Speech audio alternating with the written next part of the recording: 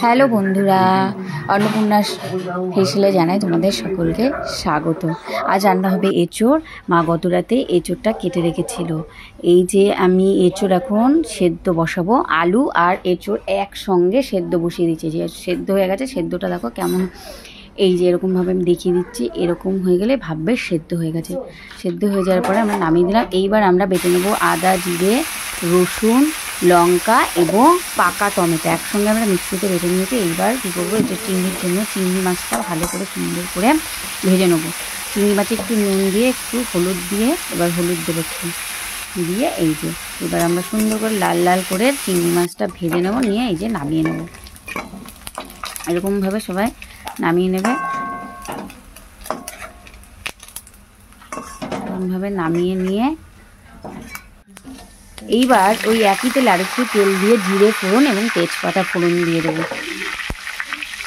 দেওয়ার পরে জিরেটা যখন একটু মানে ভাজা মতো হয়ে যাবে, তারপরে এর মধ্যে দেব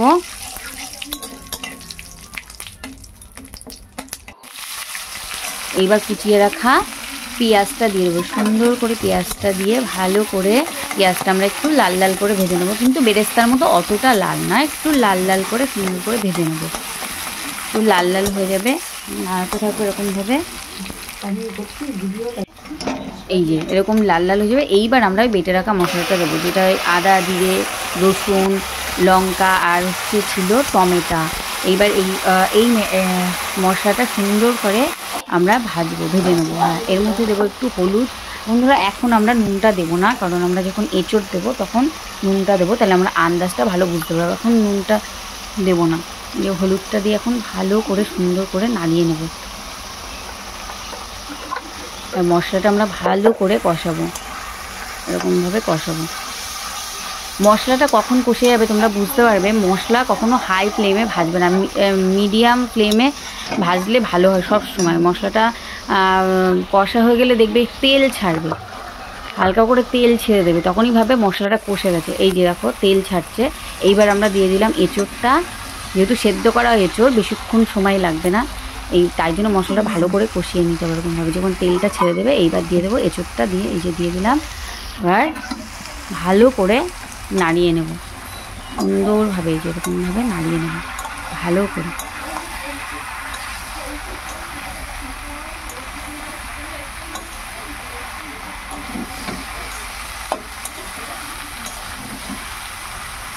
এরকমভাবে সুন্দরভাবে ঘুরিয়ে ঘুরিয়ে সুন্দরভাবে যাতে মশলাটা পুরো এঁচোড়ের গায়ে মেখে যায়, পুরোপুরি এঁচোড়ের গায়ে।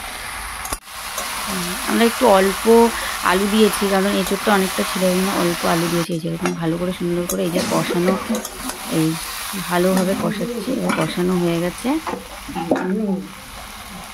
একটু রেখে রেখে কষাবে, যেহেতু সেদ্ধ করার জন্য মশলাটা আগে ভালো করে কষিয়ে নিতে হবে। এবার পরিমাণ মতো যে নুনটা দিয়ে দিলাম, দিয়ে আরেকটুখানি কষিয়ে নেব আন্দাজ মতো। এই যে নুনটা দিয়ে দেবে, দিয়ে এবার একটু ভালো করে কষিয়ে নিতে হবে। এরকমভাবে সুন্দর করে যে কষানো হয়ে গেছে, এবার দিয়ে দেবো আমরা পরিমাণ মতো জল। সুন্দরভাবে পরিমাণ মতো জল দিয়ে দিলাম। হ্যাঁ, এরকম জল দিয়ে দেবো।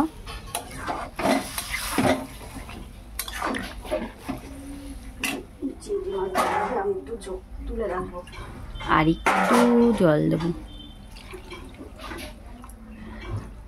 এইবার এটা ভালো করে একটুখানি খুন্তি দিয়ে নাড়িয়ে দেবো, যাতে এঁচোড়ের গায়ে যে মশলাটা লেগেছিলো সেটা যেন পুরোপুরিভাবে ছেড়ে ঝোলের সঙ্গে মিশে যায়, তাহলে পুরোপুরি ভালোভাবে মশলাটা ছড়িয়ে যাবে আর ভালো আরও টেস্ট হবে।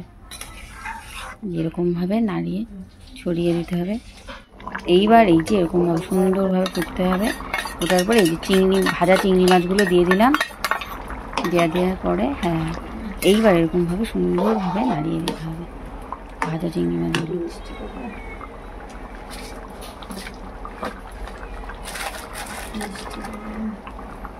এবার নামানোর আগে একটুখানি চিনি দিয়ে দিয়ে নাড়াবো। চিংড়ি মাছটা কিন্তু আমরা ঠিক নামানোর খানিক আগে দেবো। এই যে দিলাম, তারপরে এই যে নামানোর আগে একটু চিনি দিলাম, দিয়ে ভালো করে এই যে আমরা সানরাইজের এই গুঁড়ো মশলাটা খেতে খুব ভালোবাসি, এটা খুব সুন্দর টেস্ট আর সুন্দর গন্ধ নিয়ে আসে, মানে স্বাদ আর গন্ধটা খুব সুন্দর দেয়। যে হয়ে গেছে, আমরা নামিয়ে নিয়েছি, এবার খাওয়ার পালা। দেখো দারুণ লাগছে আর খেতেও দারুণ টেস্ট হয়েছিল, দারুণ, মানে খুব সুন্দর টেস্ট হয়েছিল খেতে। ভালো লাগলে লাইক, কমেন্ট, সাবস্ক্রাইব এবং শেয়ার করে যাবে।